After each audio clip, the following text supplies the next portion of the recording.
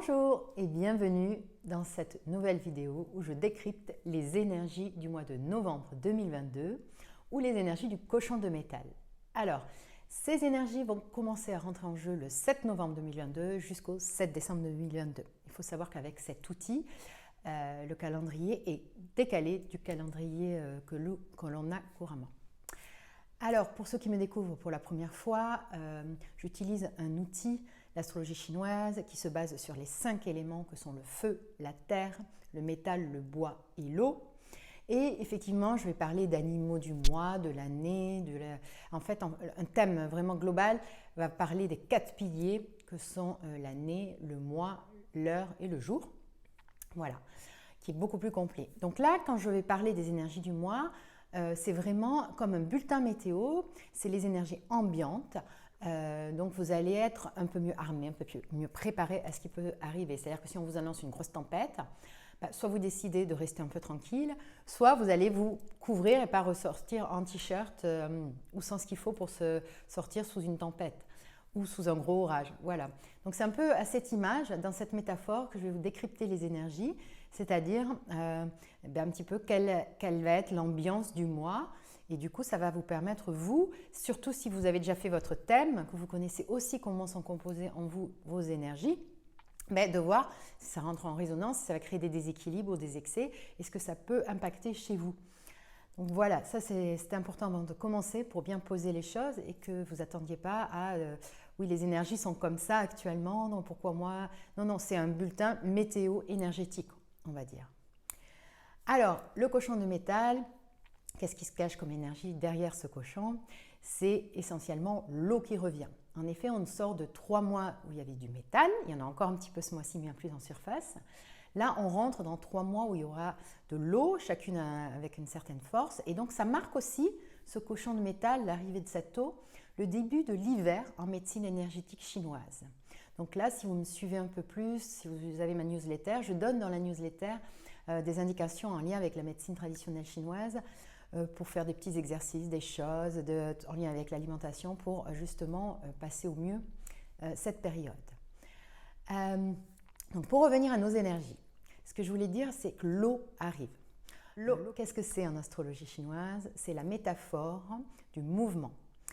À l'image d'un ruisseau, d'un océan, ça ne s'arrête jamais, ça circule en fait.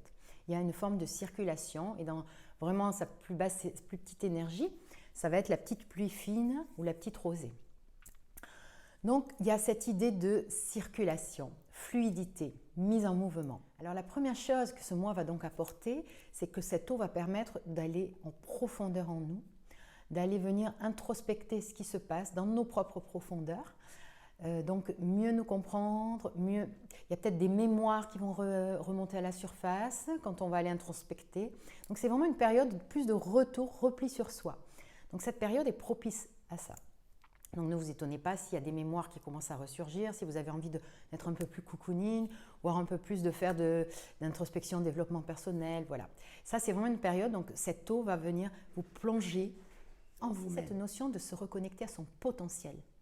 Donc en allant voir ce qui se passe en nous, on peut aussi libérer des choses pour permettre de mieux être dans son plein potentiel, on va dire, voilà, parce qu'il y a cette notion de potentiel qui est lié à l'eau également. Alors, associé à l'eau, il y a également la notion de sagesse.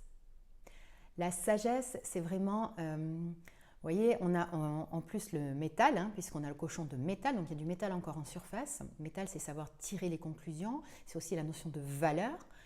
Et associé à cette sagesse de l'eau, ça va permettre aussi de changer son angle de vue, de voir peut-être autrement ce qui peut se passer actuellement, pour vous, pour l'extérieur, pour le monde.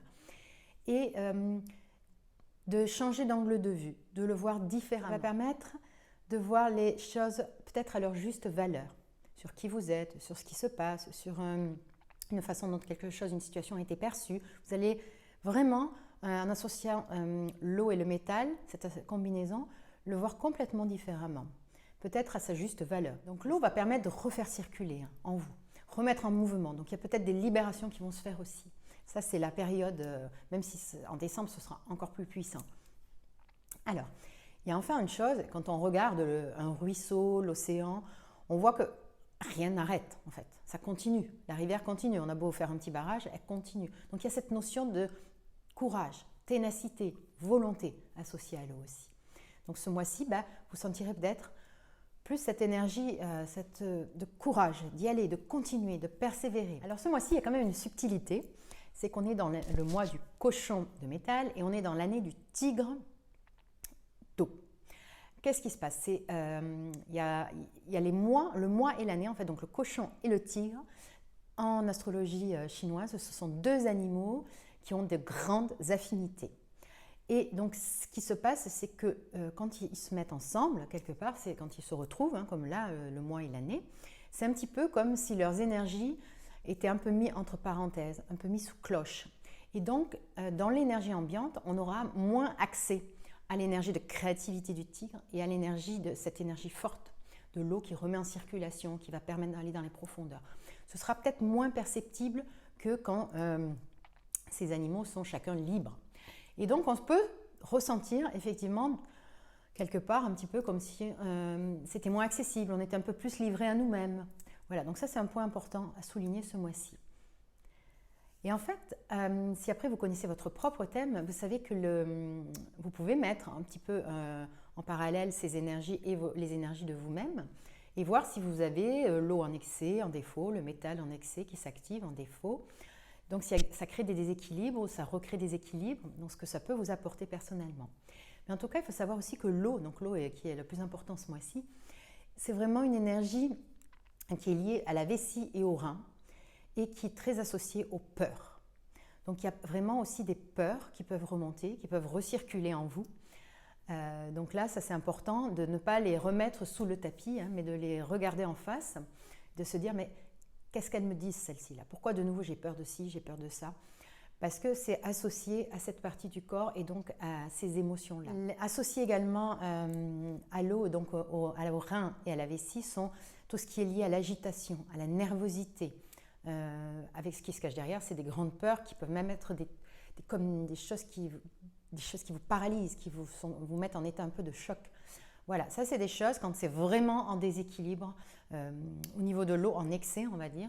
Et là, ce qui peut être intéressant, c'est d'aller regarder comment rééquilibrer ces énergies. Si vous ressentez que vous êtes happé par ces peurs, par cette agitation, par cette nervosité, donc on peut aller chercher la terre, parce que la terre contrôle l'eau.